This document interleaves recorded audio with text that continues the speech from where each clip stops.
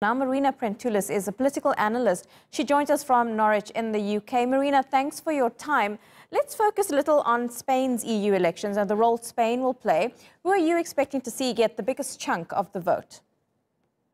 I think when it comes to Spain, we will see that PSOE and Sanchez are going to do quite well, even better they did in previous elections. Of course, as you were discussing, we have in Spain the issue of Vox, the far-right party, which it did quite well in the national elections.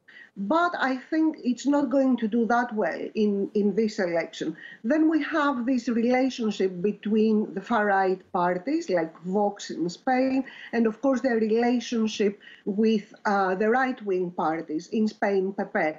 And this is a quite interesting relationship because it says quite a lot about right-wing populism. So we have the far right and the right competing for a very conservative discourse, which in many cases it is against migration, it is misogynistic, and so on.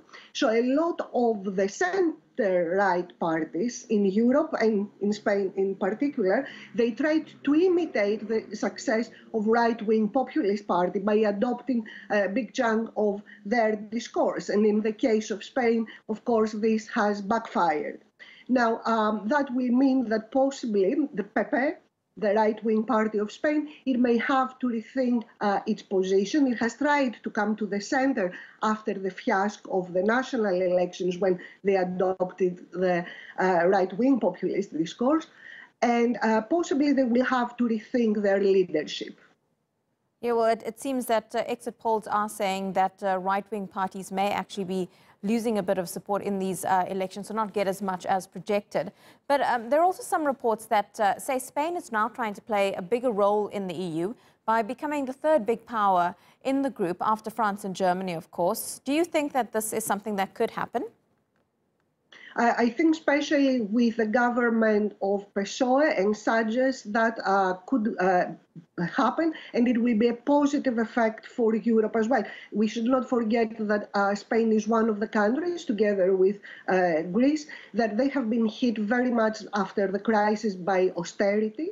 And of course, this austerity had a huge effect on the population, on the people, on jobs, on services, and so on. So I think a socialist government which will try to remedy the effects of austerity, it will be a positive thing for Spain, but also for the European Union as a whole. Marina, what are the big issues facing Spanish voters, both nationally and within the EU?